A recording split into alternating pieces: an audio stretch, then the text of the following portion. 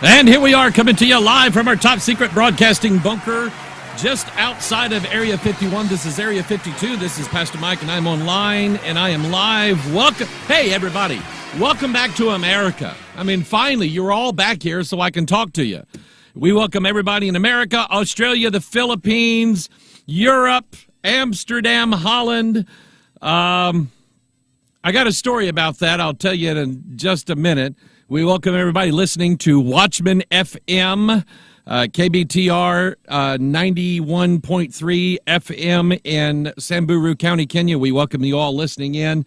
If you did not hear my testimony Sunday morning of what God did in Kenya, you got to go listen to it. It's on our sermon audio page, or you can find it at visibethelchurch.com or sermonaudio.com/Bethel.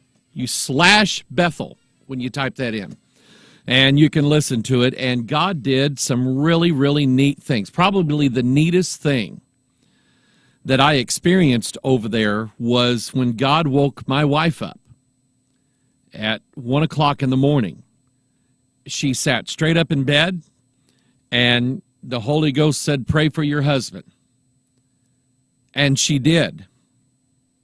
And that was just it's the blessing. You'll hear the whole story there if you listen to Sunday morning's sermon. But anyway, it's good to be back here. Timothy is offering me a quick trip bacon milkshake.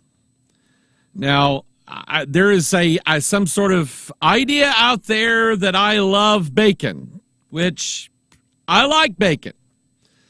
But I'm one of these, I think you ought to let bacon be bacon. I don't think you ought to make bacon into milkshakes, cookies, candy, candles. Why don't we just, it's like the poor turkey. They decided they could take turkey meat, mince it up, turn it into this soup, cook it, and it turns into this gel-like substance, and then we can make turkey into anything we want. We can make turkey bacon, we can make turkey ham, we can make turkey burgers, we can make turkey filet mignon, we can make turkey filet mignon wrapped in turkey bacon.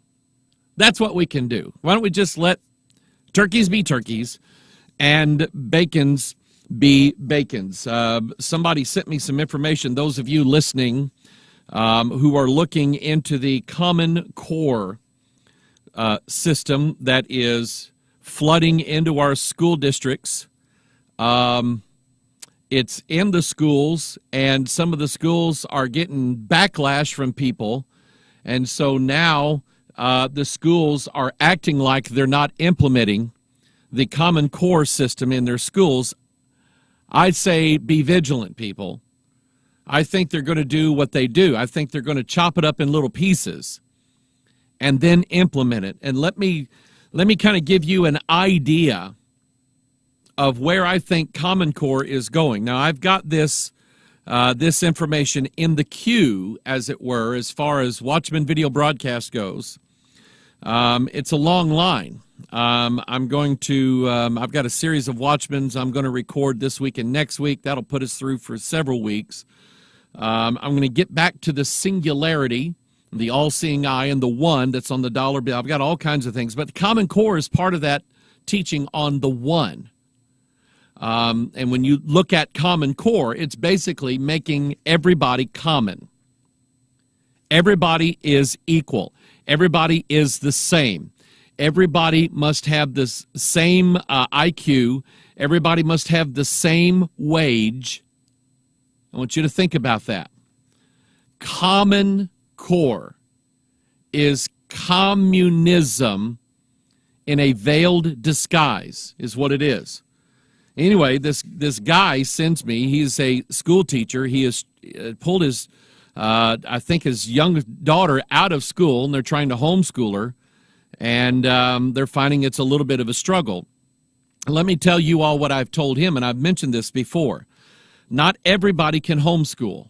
Not everybody can. It's a very tasking endeavor to sit down with your children and train them in American education.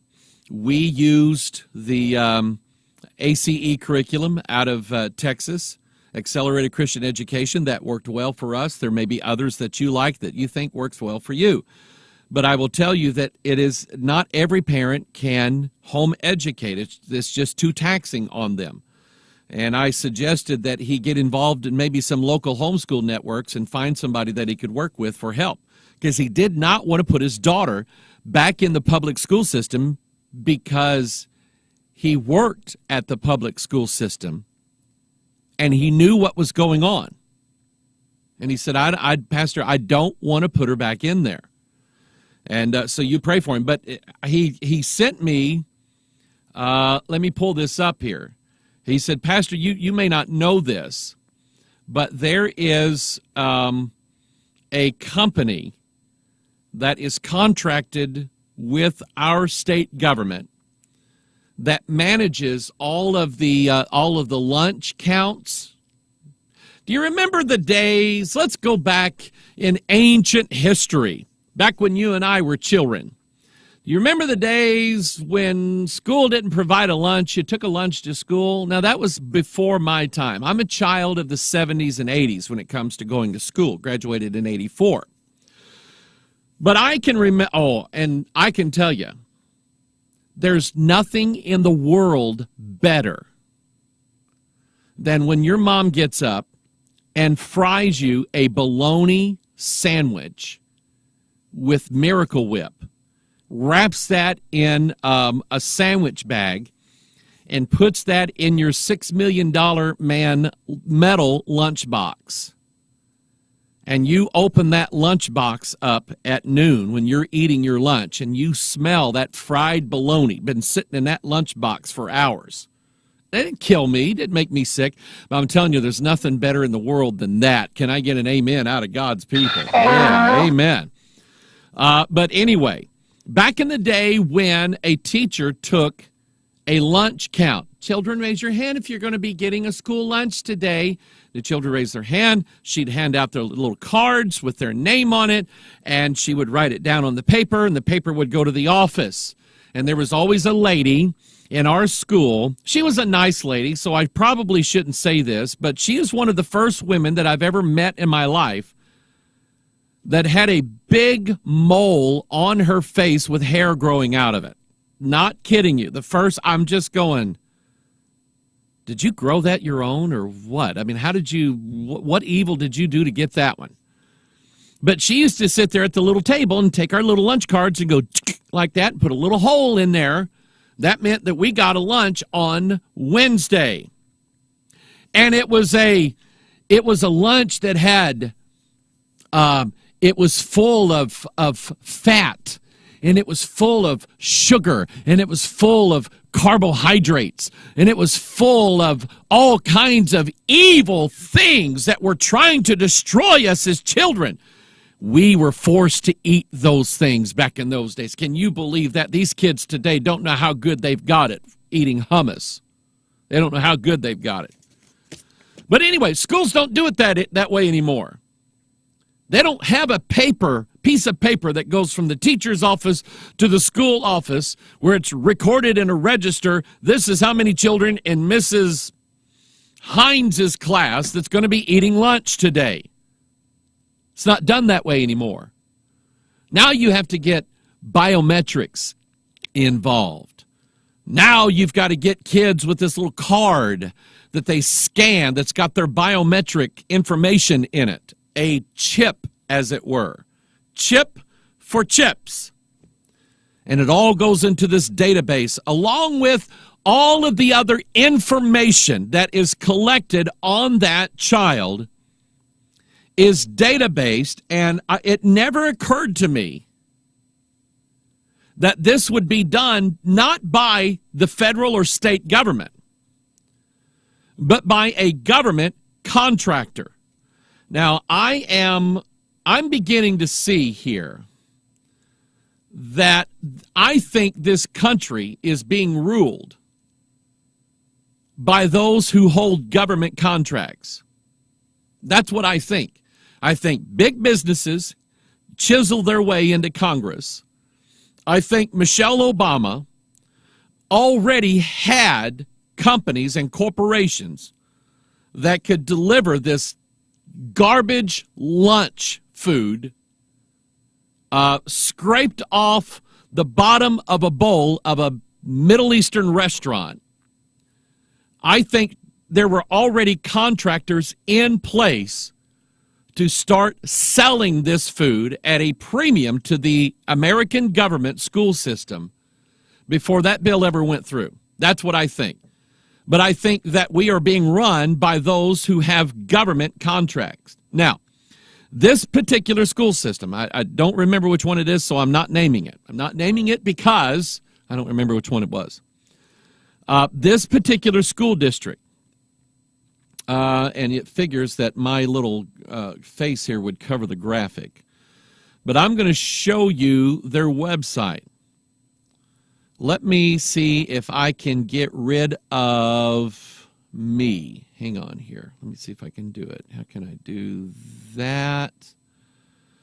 I can do that. Let's see here. I could click that. There we go. Look here, look here, look here. Look right up here. This is the name of the government contractor that is recording and databasing all sorts of information about your child in public school. When that company started back in 1981, they were not named Skyward. They were named, it was some other software company back 1981, back before anybody ever heard of software. They named themselves this I think in the early to mid 90s. But this is the company now that is databasing, or one of the contractors that's databasing all of this information about your child's schooling, about their eating habits. It wouldn't surprise me. It would not surprise me if that school had a way of measuring how much of that nasty lunch they actually ate. Wouldn't surprise me a bit. But every scrap of information that they can obtain about your child, they are obtaining, and they're putting it into not a government database, a private contractor's database. So the contractor, he makes money because he goes to the federal government and gets this massive contract. That's how he initially makes his money. But then he realizes he's got a gold mine on his hands. You know what that gold mine is? Information. That contractor now has the goods on millions of Americans, millions of people. And that, my friend, is where the gold rush is right now. But it just struck me as interesting that the name of this company was called Skyward. I think I understand what that means. I think I understand what that is about. There is another company, somebody who just sent me this in an email. Who was it? Who was it? Who was it? It was, I want to say your name. It was Carrie. She said, Pastor Mike, I wanted to share with you a picture my husband Tim messaged me. As I've mentioned before, he is a police officer. The other day he signed up for an off-duty job working in the schools on his regular day off. He thought it was interesting. The name of the timekeeping payroll system that the teachers have to sign in with. Are you ready? You want me to show it to you? Get ready. This is the timekeeping payroll. Think of pay. Think of that no man might buy or sell save he had the mark or the name of the beast or the number of his name. Here's the name of the company.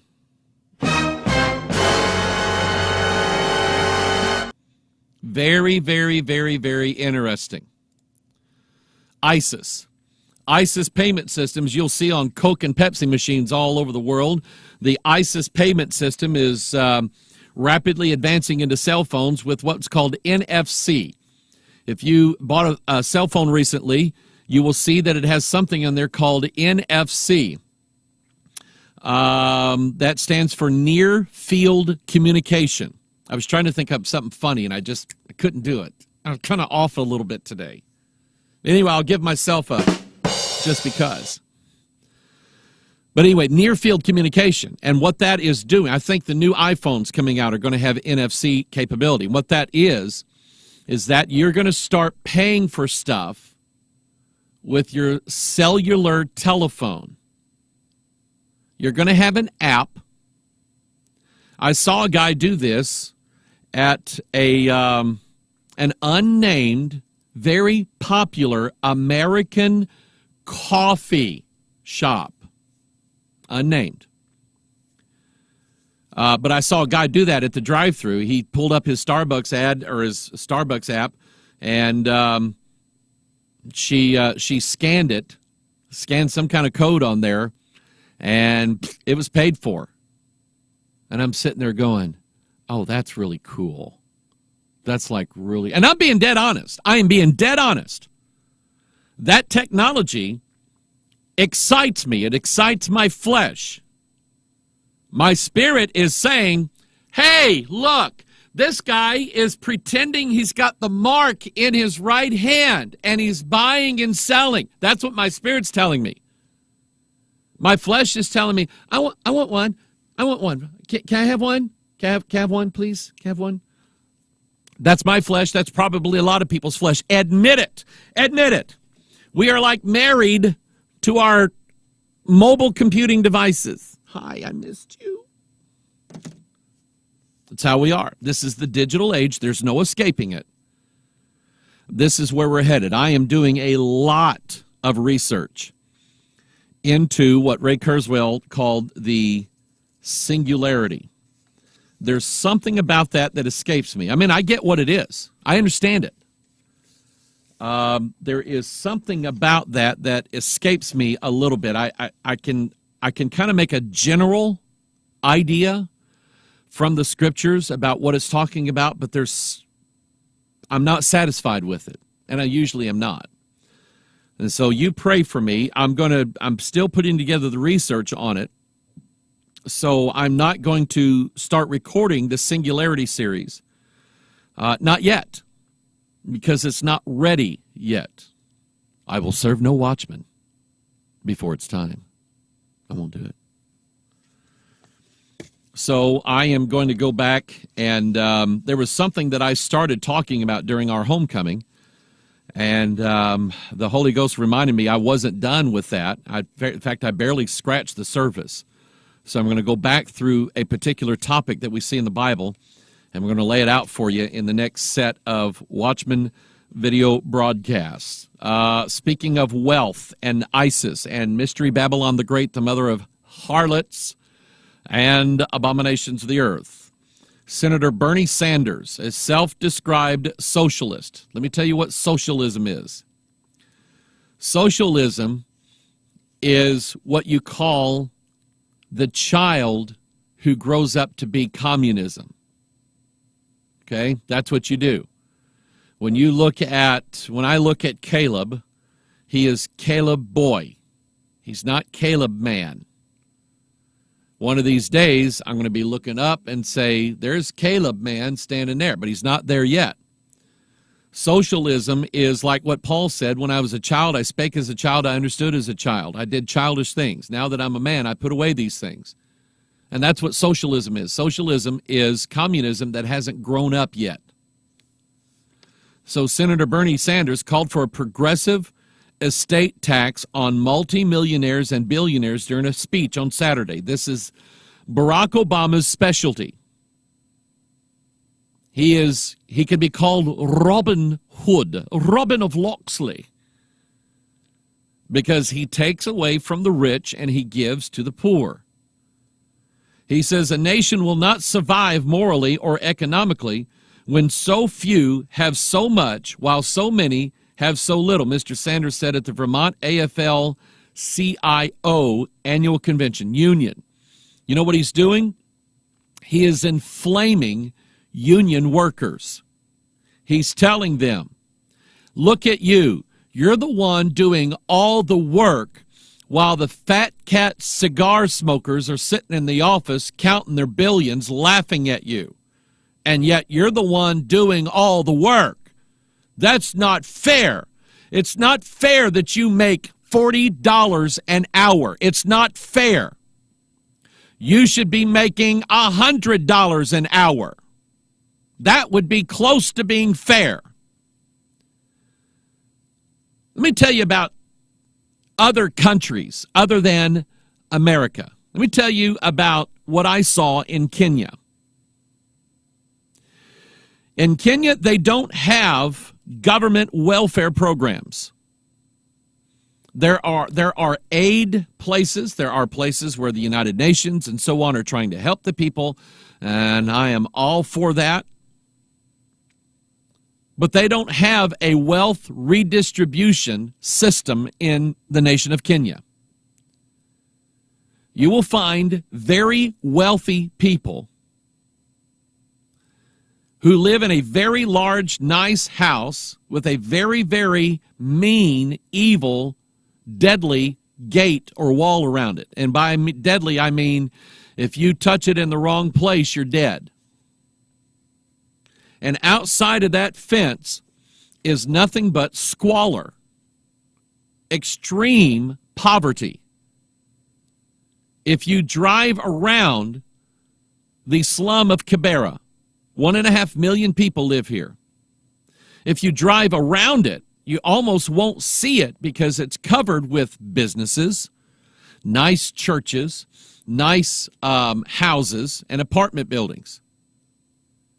But if you go inside Kibera, which I don't recommend, without a guard, and there was a story that Michael told me about him and I can't remember who he was with, Mike Hutzel.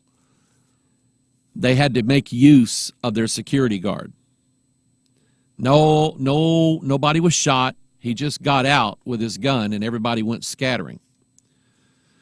But if you look inside of Kibera, you will see absolute squalor. Now, why am I saying this? If you live in America and you're working at McDonald's and you're only making $7.50 an hour,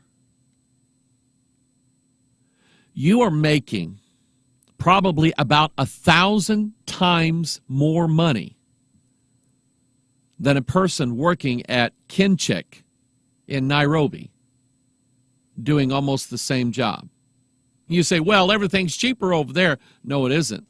No, it isn't. No, it isn't. It's not. It's about the same.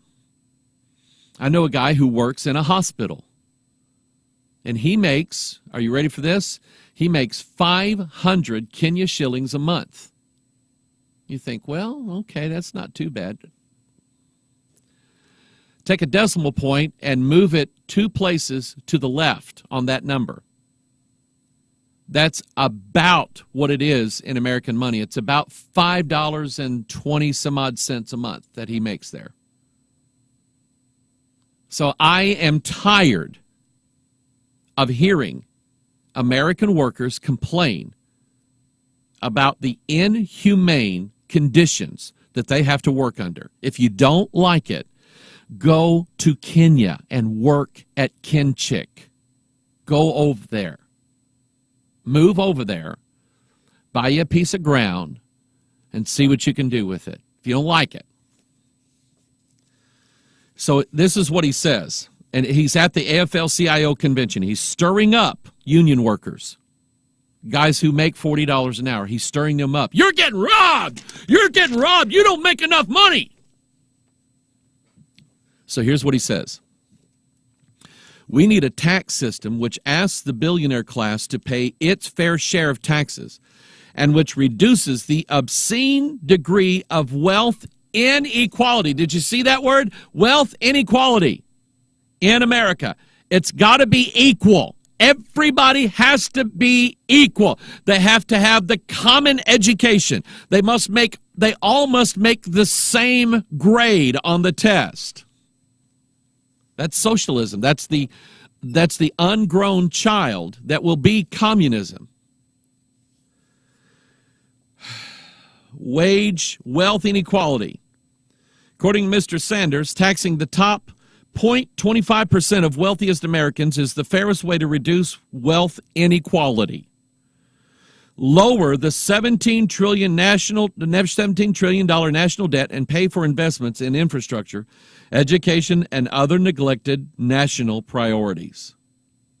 Mr. Sanders' proposal would not raise taxes for the remaining 99.75% of Americans. Not today it won't. Not today it won't. But it will. And here's what's going to happen, Mr. Sanders. Here's what's going to happen. You're going to try to impose this outrageous tax on people that you think have stolen money from poor people to get where they are. That's what you think. So you're going to obscenely tax them. You know what they're going to do? And they've got the money to do it. They're going to get them a big corral full of lawyers, and they're going to move their corporation and their income base over to some little island somewhere that has a post office box, and they're going to be going over there and escaping paying the taxes that you enforced on them. So now where's the money going to come from, Mr. Sanders? You're going to have to start going down the scale to get the same amount of money from people in America. Folks, socialism is, not only does it not work, it is un-Christian. I love it when these people who hate the Bible start quoting Scripture or misquoting Scripture whenever they think it serves their purpose. In Matthew 25, we have we have Jesus Christ's testimony against socialism. The parable of the 10 virgins. 5 wise, 5 were foolish. The 5 that were wise worked. They not only worked, they saved their money. They not only saved their money and worked, they didn't go in debt. Now, if you want to turn me loose on a subject, and I just might deal with that one day, it is the issue of, listen to me now, church people. Church people who accrue large amounts of credit card debt. You want to turn me loose? I'm going to turn loose one of these days. And if you rack up that debt, and then you go file bankruptcy, and a bankruptcy that does not provide a plan or a system for paying back the people that you borrowed the money from, you're a thief. You stole that money. You stole it. You took it, and you didn't pay it back. That's what the Bible says. You're a thief. Now, I'm being nice about it today, but I'm telling you that you're a thief. Here's the 5 wise virgins. They worked, they saved, and they didn't go in debt, which means they didn't put the oil that they had saved up as collateral to go buy a new iPad. They didn't do that. They kept their money, they kept their oil, they saved it. And so the call went out and says, hey, the bridegroom's coming.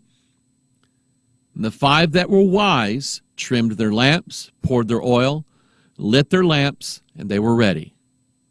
The 5 that were foolish, they were sitting on the porch, watching everybody go by. Listen, I went to Kenya, and every day outside of Migori town, we passed through a very tiny little village.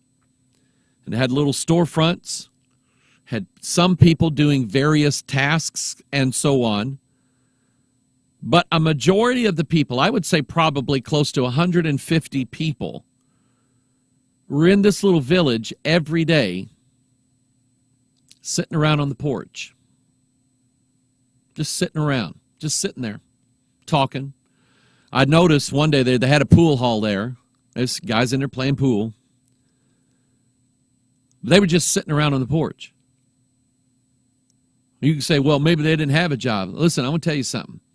When you drive through there and you see the amount of roads, there, let's say their road through their village, guys could have been out there with shovels, evening that road out, making it a nice road for themselves. And they didn't do it. They didn't care. So here's the five foolish virgins sitting on the porch, thinking that at the last minute they can either go borrow some, buy it on credit, or they can ask Obama to tax those that had it and give it to them. They said, give us of your oil. And the five wise said, no way. If we give you our oil, we won't have enough for ourselves and you as well. And then nobody goes. The chief Episcopalian bishop, can't remember what her name is, several years ago, came out with her statement on communitarianism, which is like communism. Only she was applying it in the realm of salvation. And what she said was, she didn't think it was fair that people would think of themselves as being saved and redeemed and born again, while others were not. Her idea of Christianity was a communitarian idea. That is, none of us can be saved if all of us can't be saved. And if one of us can be saved, then all of us must be saved. That was her ideology. That is Barack Obama's ideology. That is the ideology of most government officials in this country and around the world, is that we have to take from the wealthy, those who have, and distribute it to those who have not. And they like to use the Bible to do that, and I'm telling you, it's not there. It's not in the Scriptures anywhere. Here is an article that I am very familiar with already. Michelle sent me this. The title is Brain-to-Brain Communication, Thousands of Miles Away, Proven a Reality by Harvard Researchers. A group of international neuroscientists and robotics engineers, get ready. Ray Kurzweil, who is the champion of the Singularity, the day at which computers become smart enough so that they'll help us with becoming gods. Ray Kurzweil is desperately trying to save his hide long enough for this to happen. Ray Kurzweil takes around 200 vitamin supplements per day. Per day. I'm watching a commentary or a documentary about him. And cameras followed him around all day long, and there he is. He's all day long, he's popping pills, drinking water, popping pills, drinking water, popping pills. 200 different supplements he's feeding his body every single day in an attempt to keep himself alive long enough for the singularity to happen. You know what his problem is? His problem is he's lost. As intelligent a man as Ray Kurzweil is, he professes himself to be wise, but he really is a fool in that he will not regard God. So he doesn't want God's version of eternal life. I do. That's the one I want. I don't want to hang on to this body another day past what God has intended for me. By the way, let me say this. Those of you who were concerned about my safety in Kenya, somebody wrote me an email yesterday and apologized. And I will tell you, no apology is necessary. And I mean that. You were concerned that I was going into an area where anything could happen. And I'm going to tell you something. You were dead on right. Now, what I told you was, if I wake up Wednesday morning and I'm in Kenya, that was the will of God. If I wake up that Wednesday morning in my own bed, that is the will of God. That's exactly how it works. And so I made it there. I made it back. But I can tell you, there wasn't a day that went by that I was not conscious and aware of what could happen to me and our team while we were there. Very conscious of it. And I say that because if you troll on over to Drudge Report, you'll see that the lead article, or it was earlier, Ebola spreading exponentially as patients seek beds in Liberia. That Ebola threat is growing exponentially. It did not cross Lake Victoria while we were in Kenya. Had it done that, I would have said, Mick, let's get out of here. I don't want no stinking Ebola. And he would have gladly done it. I can tell you that. Anyway, back to the news here.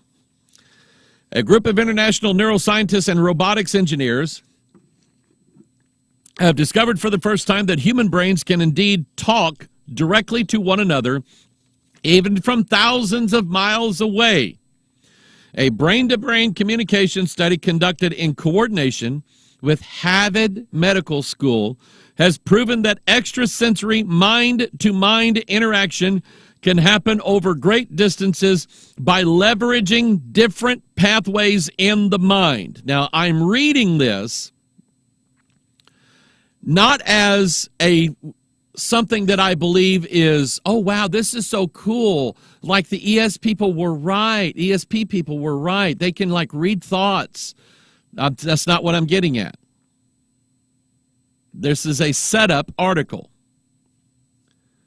The study co-authored by Alvaro Pascual Leon, director of the Berenson Allen Center for Non-Invasive Brain Stimulation at Beth Israel Deaconess Medical Center, and a professor of neurology at Harvard Medical School, found that information can be successfully transmitted between two intact human brains from distances over 5,000 miles apart.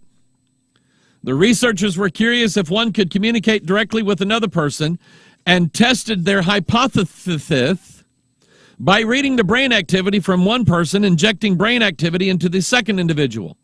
You could call it a neural physical version of instant messaging. Are you hearing this? The quotation is, in the neuroscientific equivalent of instant messaging, Pascual Leon, together with Giulio Ruffini and Charles Grau, leading a team of researchers from Starlab Barcelona, Spain, and Michael Berg, leading a team from Axiom Robotics, Strasbourg, France, successfully transmitted the words hola and ciao in a computer-mediated brain-to-brain transmission from a location in India to a location in France using internet-linked electroencephalogram and robot-assisted and image-guided transcranial magnetic stimulation technologies. Do you understand all of that? I'm going to have to go through this again. I've got it saved in my Evernote, so I'm going to have to go through this again. But basically, they think they found where two brains can connect together. Now, I'm going to tell you this. I am not denying the feasibility of this possibility, because I will tell you that every time I decide to go to lunch at the great, huge, large, grand behemoth Oriental Buffet in Festus, Missouri, the moment I sit down with my plate full of goodies, my wife calls. She knows exactly. She catches me every time. She'll call. She'll say, and I'm just hoping that she'll just say, I need something done or this. Okay, honey, I'll do that. And I'm just sitting there gritting my teeth, hoping that she doesn't say, What are you doing? Oh, man, I got to tell her what I'm doing. She already knows. And by the way, those of you men who have dwelt in knowledge with a woman, you don't need her to speak. One look from her, I get every word you're saying, every word you're thinking. Here's what this is a setup to. He mentioned instant messaging. I don't think they're crazy. I think there is, stop and think of it this way. The Word of God is quick and powerful and sharper than any two-edged sword, which means it's sharper than Babylon's tongue. Go read that in Proverbs. But it discerns the thoughts of men, is what the Word of God does. Is that true? Every time I read it, it's true. Do you remember when Jesus would be sitting there with the scribes and the Pharisees? The Bible would say, and Jesus knew their thoughts. How did he know that? He's the Word of God. He has that ability. So remember, here's what Lucifer said in Isaiah 14. I will be like the Most High.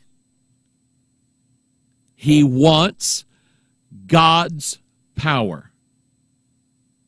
And so I think that there is a system being set up that will bring mankind and Lucifer God's power without the cross of Jesus Christ. Margaret sent this to me. She said, Pastor Mike, I had entered into a conversation, and this is what they were talking about. I'm assuming, Margaret, it was an online convo. She was hearing for the first time about something called Zentangle. Zentangle. Now, let's stop right here. Let's stop right here. These two words are very, very interesting. Let's do this. Let's pull up our trusty can of King James Bible. Let's type in, you see, you need to see this, don't you? There we go. Let's type in the word E-N-T-A-N-G-L asterisk. The word entangled. Look at Galatians 5. Stand fast, therefore, in the liberty wherewith Christ hath made us free, and be not entangled again with the yoke of bondage. Entanglement. Have you ever seen a boa constrictor entangle a deer, a cow, a goat, a man? If you have ever seen that, you'll never forget it. That's what that word is, entangled. Stand fast, therefore, in the liberty wherewith Christ. Think of Absalom. What happened to Absalom on the day that he died?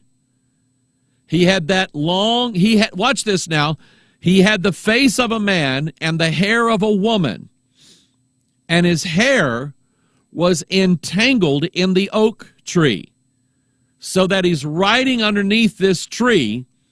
He becomes entangled in the tree. The donkey he's riding keeps on going.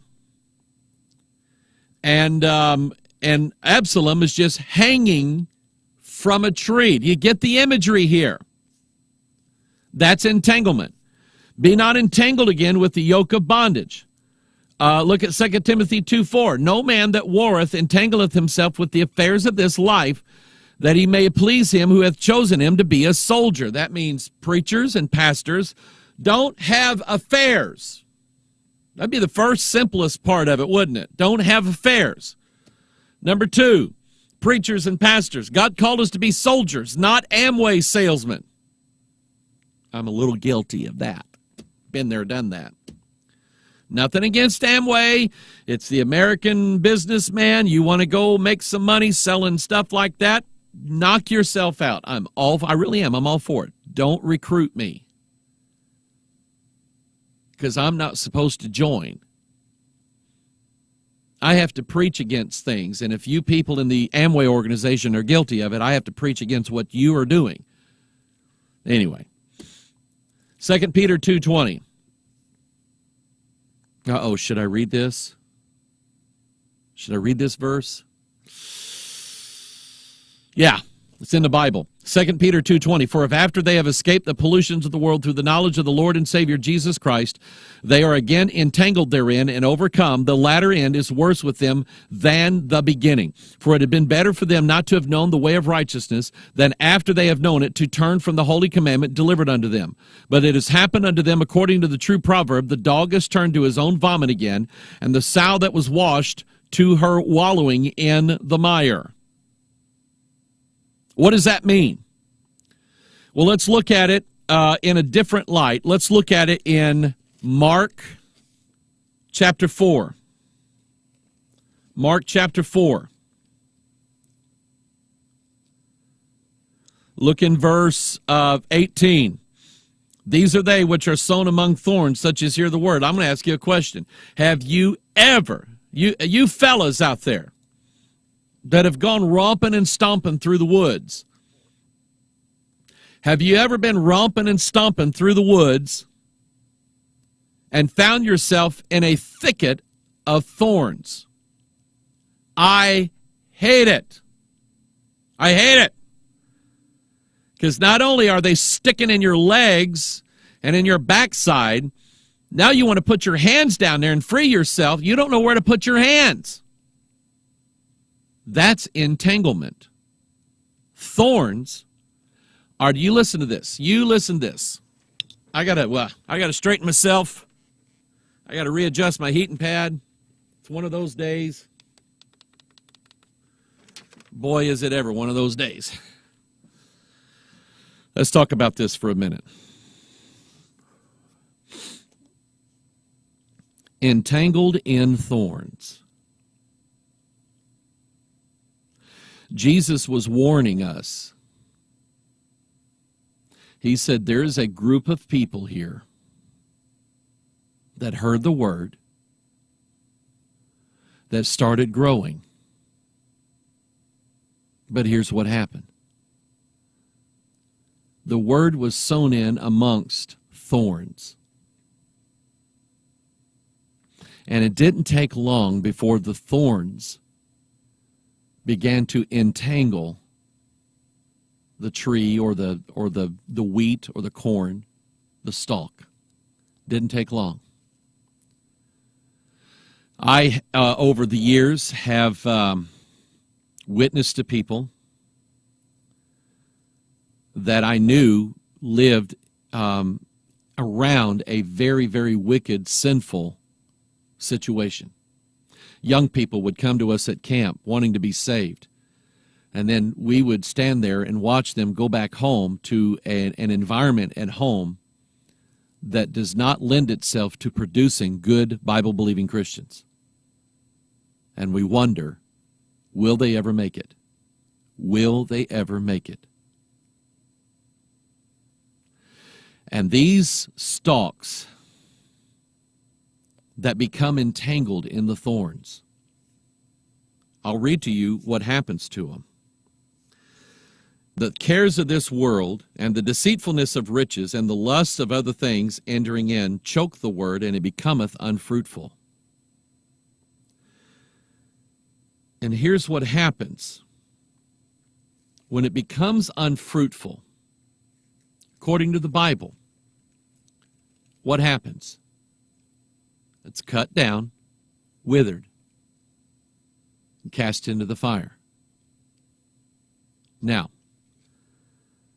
I did not say that these people lost their salvation. I did not say that, and I didn't say it because the Bible doesn't say it. It's not there. But they were church people. sure as I'm sitting here today, they were in church. They were listening to sermons. They were on the praise and worship team. They might have even been on the board. Why, my goodness, they might have even been the senior pastor.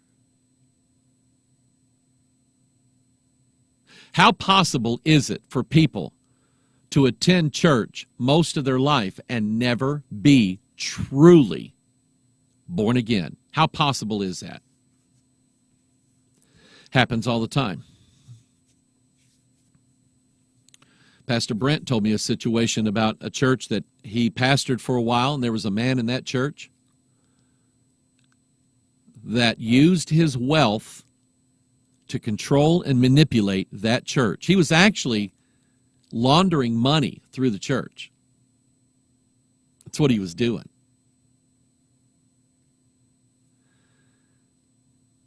That man is going to have something waiting him on Judgment Day. And I'm afraid if he does not repent and have those thorns and that stony ground taken out of his heart and life, he will not hear, "Well done, thou good and faithful servant." Is that salvation? No, that's not salvation. Salvation is when God takes you to heaven. That's salvation. But he's telling us this, and what brought this up? This thing that, where is it? This lady was hearing about Zentanglement. It's in the churches. Zentanglement method is an easy-to-learn, relaxing, and fun way to create beautiful something or other by drawing structured patterns. Almost anyone can use it to create beautiful images. It's all about guided imagery is what it is. Just put the pencil down and relax. And let your heart draw the doodles. That's what it's all about. Zen, because it's related to Zen Buddhism, which is mainly a meditation-based religion. Zen Buddhism, at its core, if I'm getting this right, teaches you that the ultimate of spiritual expression is nirvana, which is complete nothingness, and that you can achieve this nothingness by meditation, by emptying your mind, by altered states of consciousness, very similar to Beth Moore and contemplative prayer. So now we have being taught in the church, Zentangle. The characteristics of Zentangle art is that it's intuitive. You know what that is a code word for? Mystery Babylon the Great, the mother of harlots. She's intuitive. She feels things. But she doesn't have the logic to go with it. But she feels things. A creative expression that transcends its own rules. It has unexpected results. I guarantee you it will. It is ceremonial. Listen to this. It is repetitive. Repetitive, simple steps are part of the Zentangle method. These steps support relaxation, focus, and inspiration. It can be a wonderful daily ritual. Are you catching that? And it's all about entanglement. Now, I want to read that verse again. For if after verse 20, for if after they have escaped the pollutions of the world, through the knowledge of the Lord and Savior Jesus Christ, think Mark chapter 4. Think of they that heard the word, and they were among thorns. They are again entangled therein, and overcome. The latter end is worse with them than the beginning. For it had been better for them not to have known the way of righteousness than after they have known it to turn from the holy commandment delivered unto them. I'll ask you a simple question. How many people do you know that used to believe the King James Bible don't anymore? 1, 5, 20? How many churches, years gone by, that you went to that used the King James, now you can't even walk in the door? 1, 10, 20, 100? Look at what it says. It had been better for them not to have known the way of righteousness. You know what the way of righteousness is? It's the Word of God. than after they have known it, to turn from the holy commandment delivered unto them. But it has happened unto them according to the true proverb, the dog has turned to his own vomit again, and the sow that was washed to her wallowing in the mire. You know what I'm trying to tell you? I'm trying to tell you I think it's better if you just believe the Bible. And I can tell you that it's a lot better for you to believe the Bible than it is for you to believe Victoria Osteen.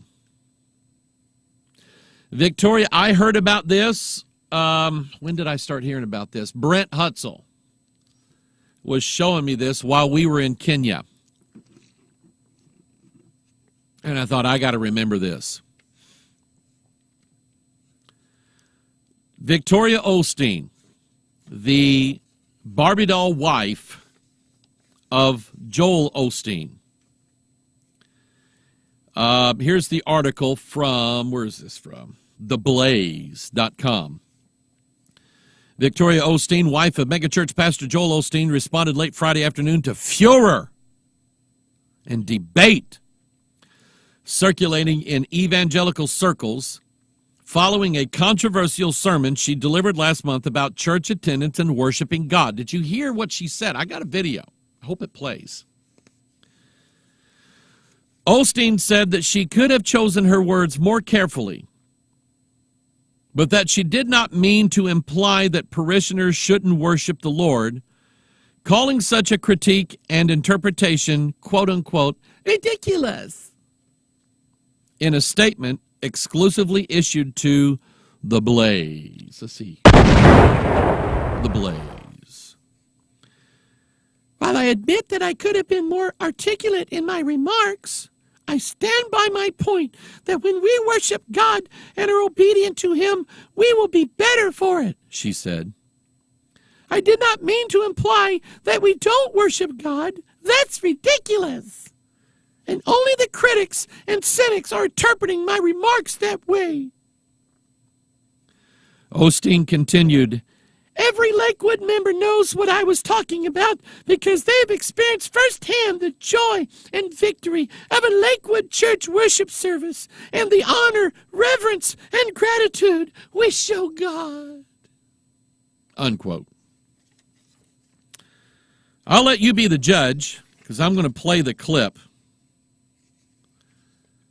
And I just imagine Victoria, before she comes out on stage,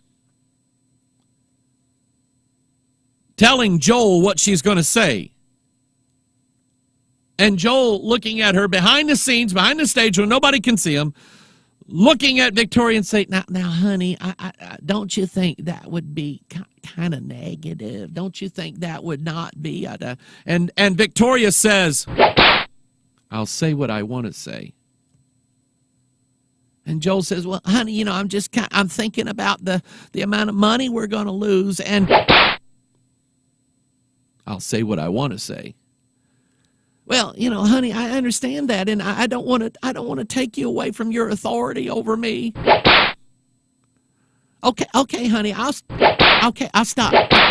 I'll quit. Okay, go say it.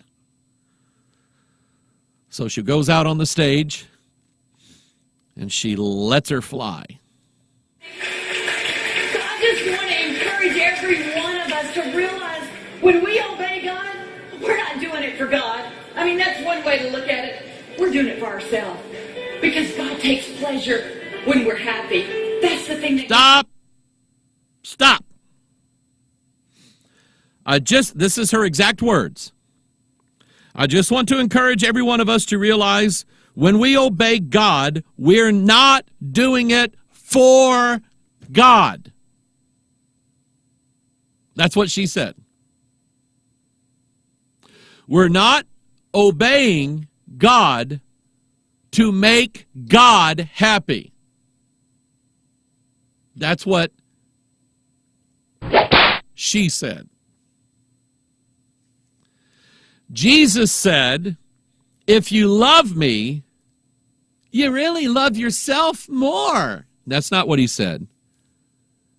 Jesus said, if you love me, keep my commandments.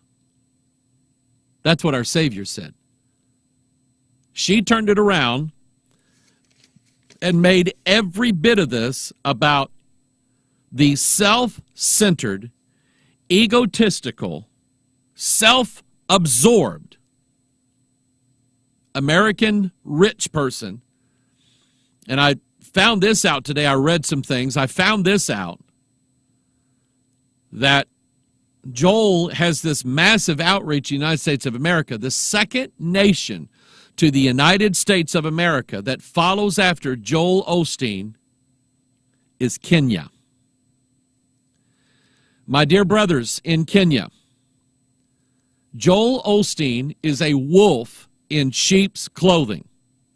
He is not a shepherd. He is not a wise man of God. He does not believe the Scriptures. He uses the Scriptures as a means for his witchcraft. You know what witchcraft is, don't you? And I'm speaking to my brothers now in Kenya. You have witchcraft all around you. You have, and I tell you what, I felt it in Migori town. I felt it. You have practitioners of witchcraft that will use chants, incantations, sacred words, and perform sacred rituals in order to invoke the four elements, the four powers, earth, air, fire, and water, to perform whatever magic they want to do. By the way, those of you beloved brethren in Kenya, the next time you drive by that mosque that's in your town, count how many towers it has on it. 4. You know what that is? That is the 4 cardinal directions of witchcraft, the 4 elements, earth, air, fire, and water. And if you'll notice that more than likely the mosque in your town in Kenya is turned crooked from the street. Do you know why? Because witchcraft says you have to be facing in a certain direction in order for God to hear you. Whereas Bible Christianity says, I can be laying flat on my face with my head down on my pillow, bawling my eyes out, and God knows what I'm saying. See, that's Bible Christianity. And I'm telling you, it's over there. But Joel Osteen is a practitioner of witchcraft. And one of the rules of witchcraft, listen to what not Anton LaVey. Who am I thinking of?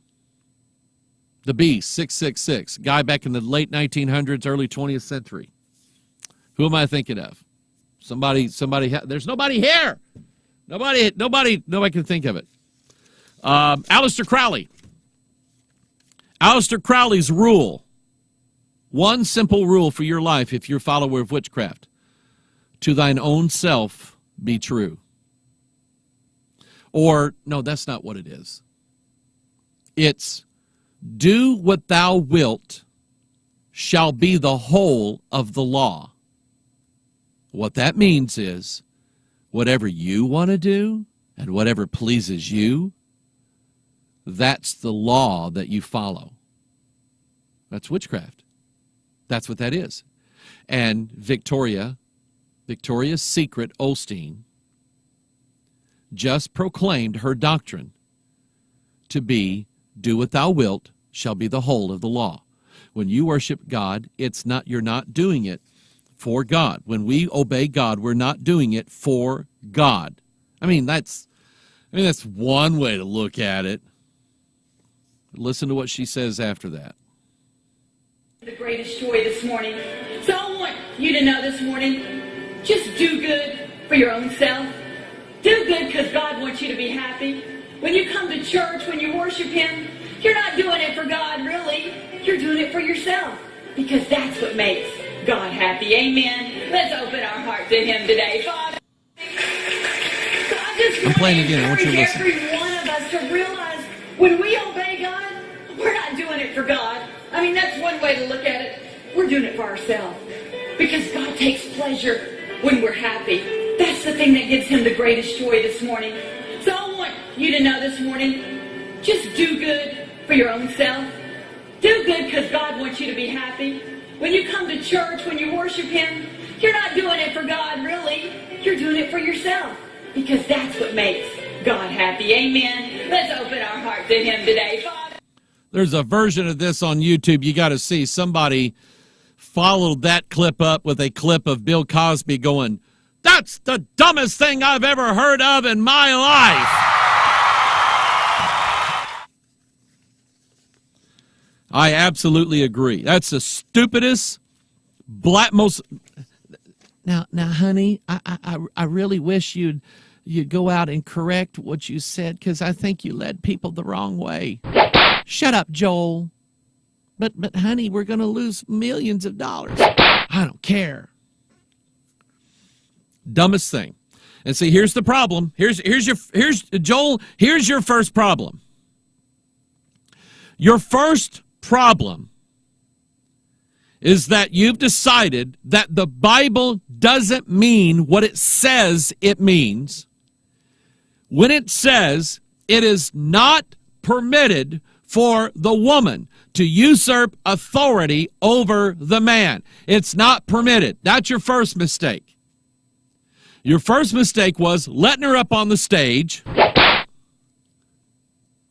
and putting a microphone under her. Because it wasn't the man who was beguiled. It was the woman. Now, if you don't like the fact that I said that, you go get mad at Paul. Because that's where I got it from. Paul specifically pointed out the fact that the wife is the weaker vessel, and she is not permitted to speak nor usurp authority in the church because she was in error. And ask yourself the question, was Victoria Osteen in error in saying this? Absolutely. Let's take our Bibles. Let's open up, let's take our real Bibles, okay? Go to, let's see here. Go to, let's see here, 2 Timothy 3. And you're going to see in 2 Timothy 3 what we're up against, what we're dealing with here. 2 Timothy chapter 3. This know also, that in the last days perilous times shall come. You know what that word means? It's full of peril. It's full of danger. Dangerous times shall come. For men shall be lovers of their own selves. Are you catching that? Because these people here who are lovers of their own selves, they just found themselves a pastor. They got themselves Victoria Osteen and her sidekick Joel to tell them, you need to love yourself. When you worship God, it's because you want to be happy, not God. God wants you to be happy. He wants you to be happy all the time. That's God. So if you will please yourself and do everything for yourself and make yourself the first thing in your life, if you will do that, then God will give you all kinds of nice tricks and treats and candies and Rolls Royces and money and all. That's what God will do. If you will obey God, He will give you pleasurable things. That's what she said. Forget about what Jesus said. If any man will be my disciple, let him take up his Rolls Royce. No, that's not what he said. Let him take up his $13 million estate. No, that's not what he said. He said, if any man will be my disciple, let him take up his cross daily and follow me. Bible Christianity is cross-bearing. It is being weakened. It is being denied. It is being, as Paul said, we are made the offscouring of the world. You know what that is? I'm going to show you what that is, okay? Now, if you are inclined to be a little squeamish, I want you to turn your head for about 5-6 seconds. I'll let you know when you can turn it back, okay? If my wife was watching, she's going, Mike, don't do it. Mike, don't do it, okay? I'm going to show you what off-scouring is, okay? See my teeth? That's off-scouring, okay? Eat a box of Oreo cookies and do that one, okay? That's off-scouring. No one ever goes to the store or the market and says, can I have a bucket of Oreo cookie off-scouring? Can I have some of that? No one does that. That's who we are. We're the scrapings. We're what's left behind. We're the trash. That's what Jesus said, or that's what Paul said we were. We're the offscouring of the world. The castaway. They hate our guts. Joel and Victoria, they're in a popularity contest. Absolutely they are. They're in a big popularity contest. But anyway, men shall be lovers of their own selves, covetous, that's them. Boasters, that's them. Proud, that's them. Blasphemers, that's them. You say, when did Joel blaspheme God? Let me tell you, he did it on Oprah Winfrey. Here is Joel Osteen. Joel Osteen is supposed to preach the gospel of Jesus Christ. That's what he says he's been called to. So he's in front of Larry King.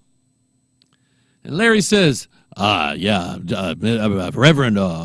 Osteen, are you saying that someone that is homosexual or gay, do you say they go to hell even if they believe in God? Well, Larry, I don't like to be negative, and so I don't really like to talk about things like that. What I like to talk about is just the positive things that God does for us. Isn't that right, honey? Then he gets on Oprah Winfrey. And Oprah asks him the question, Reverend Osteen, do you believe that Jesus is the only way to God? You know what, Oprah? I believe that Jesus is the only way to God. Wait for it. Wait for it. But I also believe that there are many ways to Jesus. Did I say that right, honey? Blasphemy. Disobedient to parents. Unthankful. You know what? Watch this now. Do you know what praise and worship is supposed to be? It is supposed to be offerings of thanksgiving to God. That's what it's supposed to be.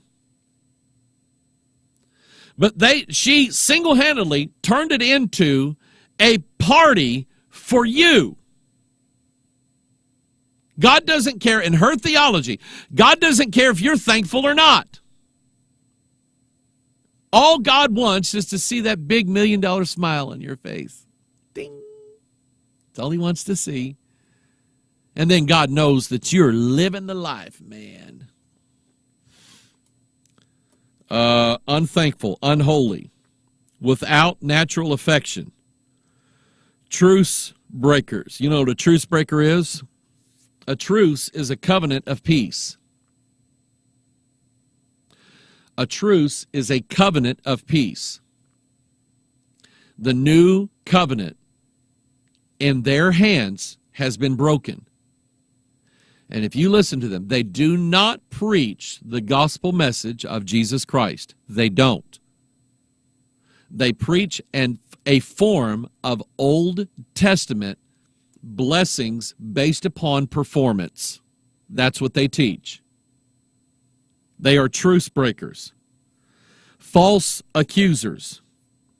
Incontinent. You know what that means? It means they dirty their britches every time. Well, it means that in some areas. I first heard this word. My sister was a nurse's aide a long time ago. And, of course, you learn, you hear all these words you don't hear before. And the word incontinent is used to describe someone in a nursing home or a hospital that has voided themselves. And the reason why they did that is because they have no ability to hold it in. So what does the word incontinent mean? It means they have no ability whatsoever to hold what they have in. It's going to come out. What's inside of them is absolutely going to come out. They're incontinent, fierce, despisers of those that are good. This, if you go read Victoria's statements again, she's bashing those who had anything to say against her. Joyce Myers is the same way. Benny Hinn's the same way. Traitors, heady, high-minded. Here it is. Ready? Lovers of pleasures more than lovers of God. That is exactly, word for word, what she said. A lover of pleasure more than a lover of God. When you worship God, it's not to give God praise. It's not to worship God. When you worship God, it is for you and you alone. Well, I mean, that's one way of looking at it. That's how those wacky theologians say it. But I asked my husband if I could preach this. He said, yes, dear. They are lovers of pleasures more than lovers of God, having a form of godliness. See, they're not teaching atheism in that church, are they? They use words like God, Jesus Christ, heaven, wealth, but they never use the word hell, damnation, sorrow, repentance, sin. Ask yourself the number of times you've heard Joel Osteen use the word sin. I don't think you'll find it. You know why? He believes that if he says the word sin, that's going to make either himself or somebody out there sin. That's what he believes. That's witchcraft. Having a form of godliness, but denying the power thereof, from such turn away. For of this sort are they which creep into houses, and lead captive silly women, laden with sins, led away with divers lusts, ever learning, and never able to come to the knowledge of the truth. We got a new 3 DVD set for you today. Normally this set will run you $85.95 plus $20, actually $30 postage and packing. But for if you call in the next 30 minutes to our broadcast, we will give this thing to you absolutely free for your love gift of $59.95 or more. Now, this is a special one-time offer that we will not be able to make in the future. So operators are standing by. Come do it now. And the sad truth of it is, let me read to you some things that startled me about Joel, the prophet Joel Osteen. Let's see here. This is just some of the data on Joel Osteen. See if I can pull it up here. Here we go. Any day now. Yeah, we're going to move right along through this. Here we go. Does anybody out there hate the Chrome browser as much as I'm learning to hate the Chrome browser? Is anybody out there? Anybody?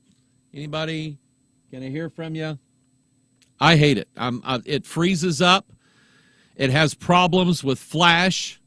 Can't get it to work half the time when I want it to. Let's see if I can do what I want it to do now. Here we go. This is Joel Osteen, $56.5 million. That's his reported net worth. 56.5 mil. That's how much money he's got in his wallet right now. Okay. What's the next one here? Chrome browser. Won't work. I'll skip it. Supposedly, he does not get any income from the church. In other words, the church doesn't pay him a salary. You see, he's not in it for the money. He's not doing it for the money. He won't take a salary from the church. Really? Where does he get his money from? Book sales. Who's buying the books? Silly women laden with sins, led away with divers lusts, ever learning. Got a new 4-part series today? Yeah, but what about the 3-part series I just got done with? Oh, well, you need this along with that. You've got to have this. This is the key right here to everything you just learned. Oh, okay. So you buy that one. You listen to those tapes. You listen to those DVDs. You take them in the car and listen to them all day long. You think you got it down. And then a month later, Joel comes out with it. Got a new program here for you. Got a new program. If you're finding that things are not working in your life, here's 7 steps now to get everything working in your life. This is a 5 DVD set now that we're going to put on sale during this broadcast. So you buy that one. Because so far, everything that he told you that should work is not working. You don't have large sums of money coming in to your house. Your husband still hasn't left you yet. You have not won the lottery. So you're trying to figure out why you're doing what Joel Osteen said. You can't figure out why it won't work. And what he'll tell you is, well, let's see, if you'll hang on, next month now we're going to have a 4 DVD set on how to make all this stuff that you learned so far, how to make it work. Those of you that have been in this nonsense, you know exactly what I'm talking about. You know, now I can't get my jacket off. You know exactly what I'm talking about. You know exactly that is precisely how it's done. I was friends with a man who at one time was Joyce Meyer's radio voice guy. And now, here's Joyce. That was him. And he said, Mike, I'm leaving the charismatic church. And I went. And I'm tickled.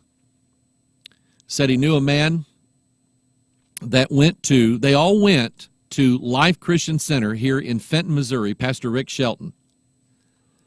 They all went to that church. Charismatic, drunkards, name it, claim it, crowd. This man was a successful businessman, had a nice wife, had a couple kids, had a big house, had money, everybody's doing business with him. He's just rolling in it. He's given large sums of money to the church. Visiting evangelists are coming by. He's putting them in his house, taking good care of them, giving them large sums of money. And all of a sudden, in 1 year, he got sick. And they prayed for his healing, and it didn't get healed. And the sickness was so bad that he couldn't work, so he lost his business. And when he lost his business and his income, his wife said, well, forget that. And she took the boys and left. Took the house, too, by the way. And left him with absolutely nothing. And he goes to Rick Shelton, the pastor of Life Christian Center in Fenton, Missouri, where Joyce Myers was on staff, and so was this friend of mine. And he said, Pastor, I don't understand. What happened? He said, I did everything you told me to do. I said all the words. I made all the positive confessions. I gave all this money. There wasn't anything that I left behind in. Rick Shelton sat back in his chair and he said, well, it would appear to me then that there's obviously something in your life that is keeping God from blessing you this way. And that crushed that man. And he told my friend, he said, I won't quit going to church. He said, I'll never go to another one like this. And people, I'm telling you, those of you in Kenya, listen to me. We know these rascals over here in America. We know what kind of lifestyle they live. We know how corrupt their doctrine is. We know that a lot of us can spot a wolf wearing sheep's clothing a mile away. And I'm telling you, Joel Osteen, Victoria Osteen, Joyce Myers are wolves in sheep's clothing. That's exactly what they are. And those who follow them are ever learning and never able to come to the knowledge of the truth. You know why? Because they're tripping over the King James Bible looking for the truth. That's what they're doing. I got to show you something.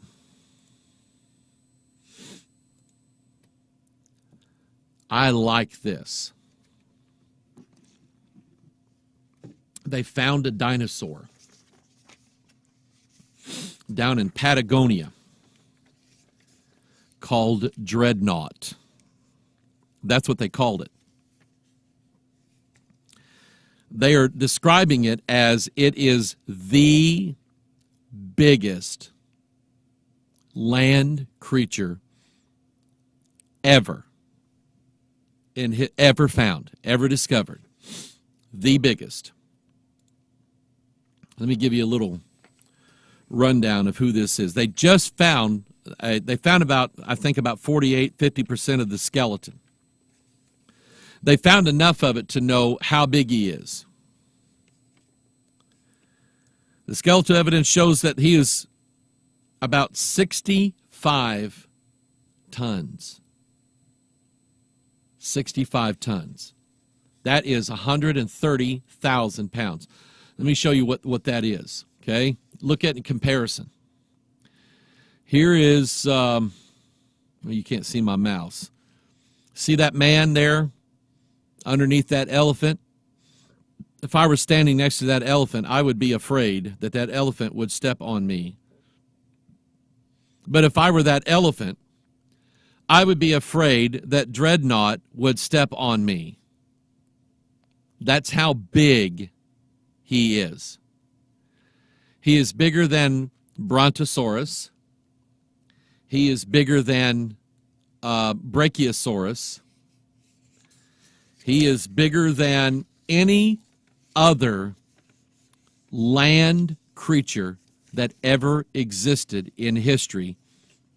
And they said when this one died, we think that he was still growing. And that makes sense because we know that reptiles grow as long as they live. That's what we know. Every year, reptiles keep growing. Snakes keep growing. Lizards keep growing. And one of the reasons why you don't see them too awfully big anymore is they have natural predators. Sickness, disease, man, things like that. But they still grow. And Dreadnought has now just tipped the scales as being the largest mammal or land-based creature to ever walk the face of the earth. And when I read this, I went, Job chapter 40. Take your Bible, turn to Job chapter 40. I did a little bit of this in Sunday school. If you know me, I like stuff like this. I do. Now, let me tell you something. We're going to read here in the Bible. If you believe the Bible, you'll be okay with this. If you don't believe the Bible, then you're going to say, whoa, what a hooey hoggard is. Or other names that you might refer to me as. Okay? And according to the scientists now, I can hear what you're saying.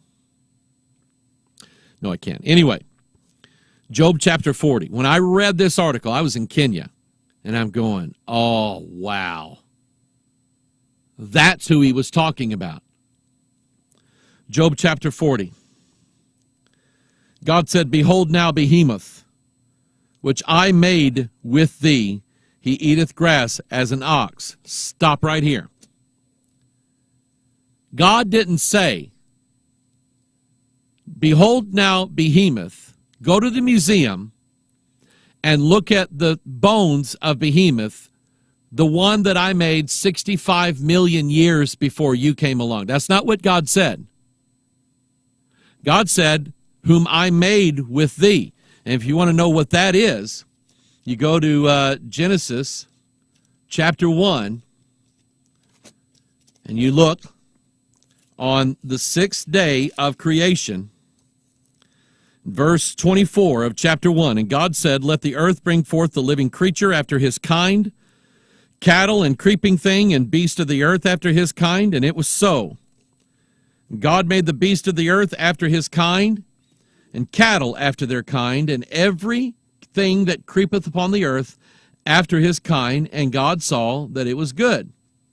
And God said, let us make man in our image after our likeness, and let them have dominion over the fish of the sea, and over the fowl of the air, and over the cattle, and over all the earth, and over every creeping thing that creepeth upon the earth. So God created man in his own image. In the image of God created he him, male and female, created he them. Now here's what God's telling you. He said, I made Behemoth on the exact same day that I made you. You were made on the same day. You didn't come along 65 million years later. I made you both on the same day. Job knew this dreadnought dinosaur. He knew him. He knew how big he was. He knew what he could do. One of the things I remember hearing several years ago, the problem about all of these large dinosaurs like Brontosaurus and Brachiosaurus, and now we have Dreadnoughtus. They said one of the problems that you have with an animal like that is that it's going to constantly be having a problem cooling itself, trying to keep cool. Because this animal and its massive size will generate a lot of heat. Now, first of all, you see there in Job chapter 40 that God identifies a behemoth creature and describes him and says, he eateth grass as an ox. Look at Dreadnoughtus. Can he eat grass as an ox? Absolutely. So he eats grass as an ox. He doesn't eat people. He doesn't eat Tyrannosauruses or other Brontosauruses. He is a vegetarian. That's how God described him. And then he says, let me find it here. Lost my place. He said, lo, now his strength is in his loins, and his force is in the navel of his belly. When you read these articles about the paleontologists that have discovered this dinosaur, 65 ton, 130,000 pound dinosaur.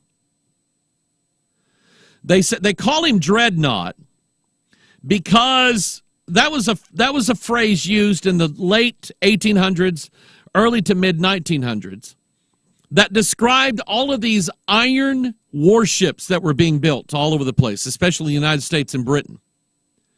Before, you had wooden ships. And now mankind has learned how to build iron ships, and they called them Dreadnought. And that word means, I ain't afraid of nothing, Jack. That's what that name means. I ain't scared of you. So they're looking at Dreadnought, and they're surmising by his skeletal structure that his greatest weapon that he has is his backside. His hind legs, his hips, and his massive tail. So you look at Behemoth, verse 16, lo, now his strength is in his loins, and his force is in the navel of his belly. That would be the center of his strength, controlling his back legs and his tail. If you were, let me put this up here. If you were a Tyrannosaurus Rex and you decided to go up against Dreadnought, Dreadnought would turn around and beat you to death with his tail. You might want to bite him a few times, and as your teeth are snapping, as they're trying to sink into this near leather toughness skin, this tail of this beast is beating you unimaginably senseless. You'll be lucky if you're a T-Rex. You'll be lucky if you walk away from this one still alive, much less getting a piece of him to snack on later. It would appear that Dreadnought had almost no natural predators. Why? He was just too big. Nobody could beat him. Nobody could eat him. And God is showing Job this for a reason. He said his strength is in his loins and his force is in the navel of his belly. Now, it's highly possible that in your King James Bible, there is a marginal note next to verses 15 where it says behemoth that says hippopotamus. If you have a pen, take it and scratch that puppy out. A hippopotamus has a tail about like this. It goes. No one ever stands on the backside of a hippopotamus and says, watch his tail, watch his tail. Nobody ever does that. Even at the zoo, when little children are looking at the hippopotamus, the mother never says, honey, watch his tail, watch his tail. It's the opposite. Little Junior is going, Mom, watch his tail, watch his tail. It's so funny. Dreadnought, behemoth, moves his tail like a cedar. The sinews of his stones are wrapped together. That means his bones, his skeletal structure, I'm just kind of guessing here. The sinews are collective tissue like cartilage and ligaments and tendons and all the things that go bad on us old people. But I'm guessing that his sinews are actually helping to hold together and wrapped around his bone structure in such a way is that it's kind of like putting two boards together and then tying them with rope so that they'll hold together. Okay, it's just simple engineering. If you're out in the jungle or you're out in the woods, you're going to make a little lean-to, you find some sort of vine material and you take these poles and you start twining them together with this, because the collective strength of that rope or that vine that you're using will keep that thing standing. And I'm assuming that his sinews wrap around his bones and actually help strengthen the bones. Just a guess. He says in verse 18, his bones are as strong pieces of brass, his bones are as like bars of iron. He is the chief of the ways of God. I want you to get this. Here's the point that God is making to Job. Job, remember seeing Behemoth? Yeah. I made him. Isn't that neat, Job? Have you ever seen anything in the world like Behemoth? Have you ever seen anything attack him? No, never have. You ever seen a gang of dinosaurs tackle him and get him down on the ground? No, don't believe I have. He said there's a reason why. I made him to be the toughest, biggest, meanest, baddest boy on the block. And I made it so that there is not an earthly thing that can harm him or bring him down. Are you catching that, Job? Yeah, I'm catching it, God. Because let me tell you something, Job. He's the chief of my ways. I made something on this earth, and I want you to get this, people. God said, I made something on this earth that nothing on this earth can conquer it. Nothing. Except me. So he said, he is the chief of the ways of God. He that made him can make his sword to approach unto him. God says, I made him. And if I want to walk up to him with a sword in my hand and cut his head off, I can do it. And there ain't a thing he can do about it. So, Job, you need to understand this. The biggest, baddest, meanest, toughest animal in the world that nothing on the earth can defeat, I made him, and I can destroy him. It's easy for me. Job, do you see my power? Is there anything that you think is too hard for me? There are people out there who ask all these ridiculous questions about God. Could God ever make a brick that he himself could not lift? That's stupid. If God, according to this, if God made the biggest rock in the entire universe, the size of the universe, God could pick it up because he's God. So look at this. This is pretty cool.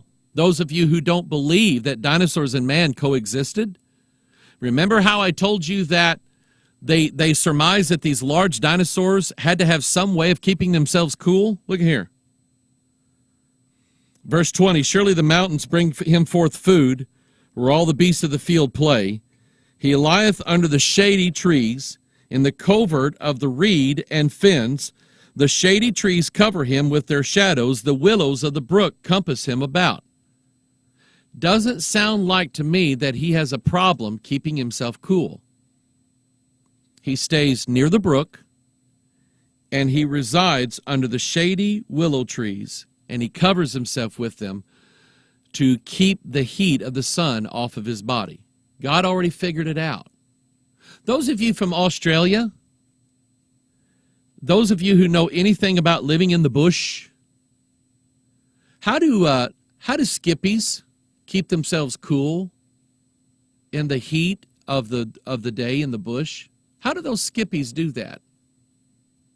Maybe I learned the wrong thing, but here's what I saw. Those skippies, those kangaroos, you'll see them spitting on their arm right about here. Always putting saliva there.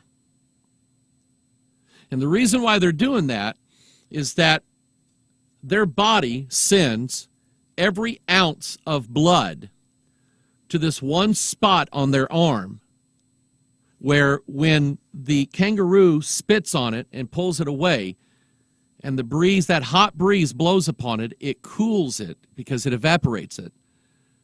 And the blood that goes through there is cooled just like it's a radiator. God's pretty cool. Literally. God's pretty cool. God knows how to keep us cool. Can I hear you say amen? So here's what he said. Verse 23. Behold, he drinketh up a river, and hasteth not. Now, here's your problem. You believe that this is probably a hippopotamus or a rhinoceros or a big elephant or something like that, or an alligator, but you don't believe that it's a dinosaur because you don't believe the literal interpretation of the Bible. You don't believe the Bible means what it says. Well, look at verse 23. Behold, he drinketh up a river and hasteth not. You know what that means? Think about how big his mouth is. His mouth is bigger than mine. His mouth dips down into the Jordan River, and he opens his mouth, and the Jordan River flows into his mouth. Probably so much so that those who are downstream of Behemoth, all of a sudden, they see no water in the river. And they're wondering, what happened to the water? Where did the water go? And they look up river a little bit, and they see Behemoth with his head down in the river, and they're going, he's sucking it dry. He's going to suck this river dry. That's what it says. He drinketh up a river and hasteth not. He trusteth that he can draw up Jordan into his mouth. He taketh it with his eyes. You know what that means? This is a picture now of lusting and having the strength and the power to get what you want. His nose pierceth through snares, which means nobody could trap him. Nobody could.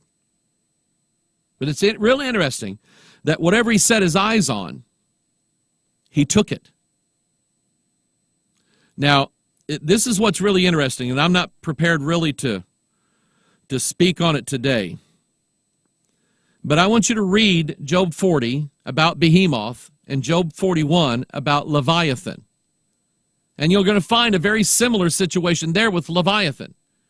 You're going to see how God made this really bad, nasty sea dinosaur. And no one can conquer it. No one can. God said, I made him, and I can unmake him if I want to. I can take him out if I want to. He's nothing to me. Now, here's what's interesting. Take that, read both of these, and take that concept and go to Revelation 13. Because in Revelation 13, you see two beasts. One that came out of the water, that's Leviathan. And the Bible tells you that. It doesn't say it there in Revelation 13, but it's a beast of the sea, rising up out of the sea. And you study Leviathan, you'll see. But then later on, you have Behemoth. You have a beast that came up out of the earth. How did God form us and the animals? Out of the dust of the earth. Now, I don't know exactly the full depth of meaning that is, but I think it's interesting that here are these two entities in the end days that are so powerful, nobody can stand against them. And God gives us two illustrations in the Bible of what that looks like, Job 40 and Job 41. So you go read and study those and ask God to give you some learning. You know what I haven't done in a long time? I haven't read a bunch of emails in a long time. So I got a little time here. Let's see here. I'm going to pick them at random. Nicole says, is it not amazing that in these end times knowledge increases so much, according to the book of Daniel? Thanks to this recent discovery of this dinosaur and you're relating it to the day of creation, knowledge increases in great strides. I agree with that.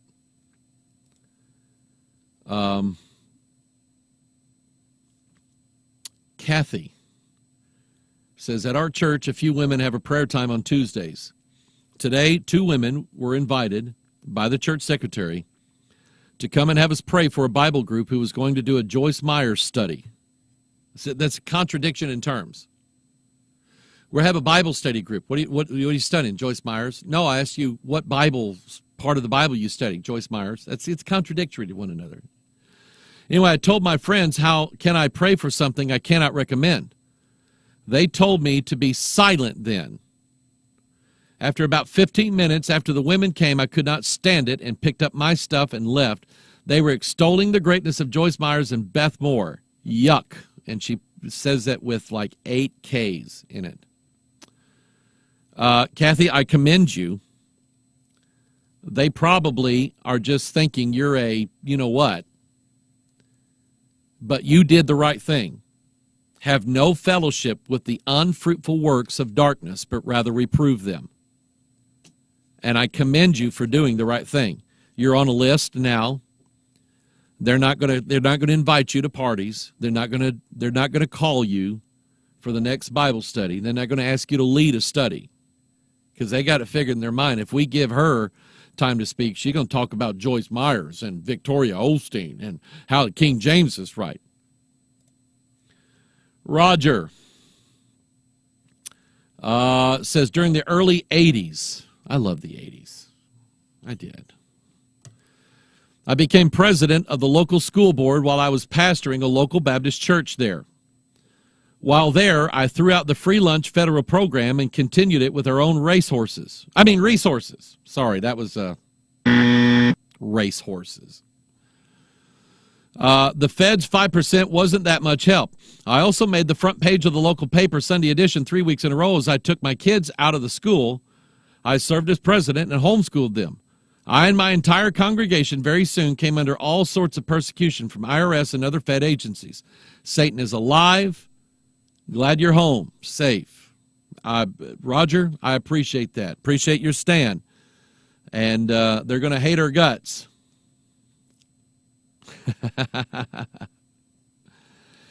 Dave from Minnesota. I'm glad that I'm not married to my electronic impulses. I am married to, that's funny.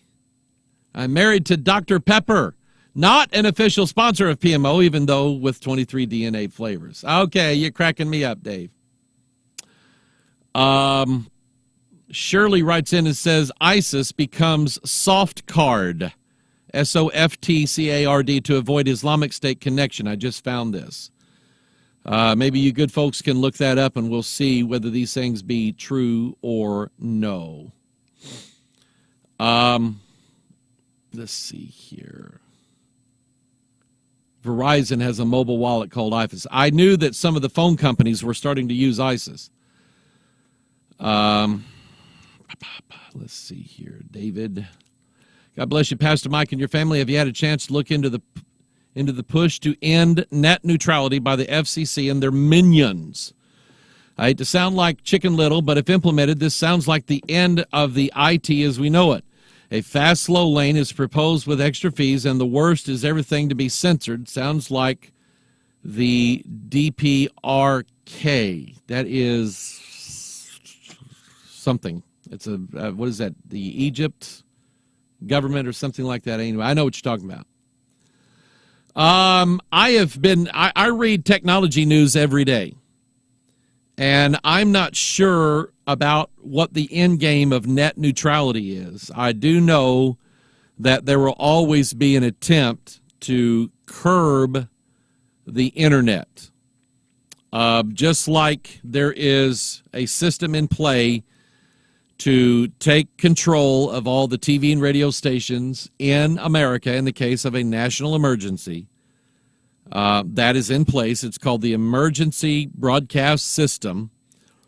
This is only a test. That's what that is. And it's now automatic. Stations don't do it manually. It's done. Signal comes out from FEMA or whatever, and it turns on this little device, and it cuts off broadcast except from Washington, D.C., or FEMA, or whatever it is. So I know that's in place. Will there be something like that for the internet? It's very, very possible. Maybe I'm wrong on this, but it seems to me that the internet as a whole is almost too big for any one person's domination. That's what it seems like to me. Again, I may be wrong. I may not understand it correctly. But it's sort of like once a picture of you that you don't want gets out on the internet, is it possible to scrub it and make it not be on the internet? Fat chance. Okay. Let's see here. Oh, Katerina. She said the highest tax rate in the Netherlands is around 50%. Catch that, people. The Dutch version of the Common Core exists for some time already. I don't think it's doing a lot of good for kids. God bless Katerina. Dave Bradley. Dave Bradley came back from Italiano, from El Vaticanus, and he had a bag full of pocket knives. And he's going around Bethel saying, you want to buy a pocket knife? Hey, you want to buy a pocket knife? He was giving them away. Dave, where'd you get these? He said, out of the trash can, the security people letting people into the Vatican was checking for pocket knives. So people were taking their pocket knives and throwing them away in the trash can. And he said, I just went in behind them and started getting them out of the trash can. We brought back all these pocket knives. And I'm going, woo, all right, yeah. So I got a pocket knife from Dave Bradley, a Swiss Army pocket knife. So he gives this thing to me, and I'm going through my stuff to go to Kenya, And I thought, you know what? I want a pocket knife in Kenya. Now, I will tell you this.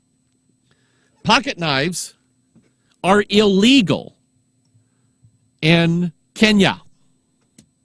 I'm not kidding. They're illegal.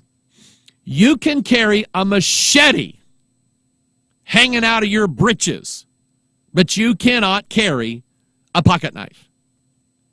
So I thought, I'm going to take a pocket knife because I don't want to go over there totally unarmed. I would like to keep my arms with me as I go around Kenya. So I bought these little vacuum bags. You've seen them before. You put your clothes in them, and you either use a vacuum cleaner or these. You simply pressed them down, and the air escaped and wouldn't come back in, and now you've got your compressed clothes. And I hid a pocket knife in there, and it was in my suitcase, and it went under the plane. And when I got to Kenya, I opened that bag up, and there was a brand new, fresh pocket knife. So I put it in my bag that I carried around. And one day at the hotel, we got a knock on the door, and I didn't know who it was. I grabbed my pocket knife, had it in my hand, didn't know who it was. So anyway, naturally, I forgot about it. I had it in my bag that I carry around. And the Jomo Kenyatta International Airport, they screen you twice. The moment you set foot in the airport, they screen all your bags. You got to take your shoes off. You got to empty your pockets, take your laptop, the whole thing. They screened me and gave me all my stuff. We got our tickets, got checked in, and then at the gate to your plane, they screen you again. So I got screened twice before I ever got on an airplane in Kenya. Fly 8 hours to Amsterdam, get off the plane in Amsterdam, go down to the gate that is I'm going to get the plane that's going to take me to the good old USA, and you get screened again. So I put all my stuff that my suitcases were still, they go underneath, and so I didn't have those with me. But I had my carry-ons. So I put my carry-ons through there, and, I'm putting my clothes back on, and I'm trying to unnerve myself from where this Dutch man's fingers went. And my bag comes rolling out of there, and the Dutch officer said, "Might I search your bag?" And I said, "Yeah, search, smirch, go ahead." So he opens, first place he looks, opens up, there's this pocket knife. "Oh, what do we have here?" I went, "Oh."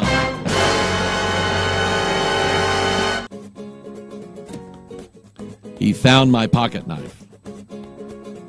And I said, "Oh, that was supposed to go in my suitcase. You can have it." He said, "Okay, thank you, sir." Kenya didn't catch it. Amsterdam did. It's good to be back, people. It really is. I love you. God bless you. Pray for us. Pray for our ministry. Pray that God will continue to work through us. God will guide us and lead us into all truth according to exactly what the Bible says. That's what we want. All right? And when you run into Dreadnought, don't worry. You know what God said he was going to do? Make his sword approach to him. God knows how to do it in the sword. All right? I love you. God bless you. It's good to be with you. Think Bible.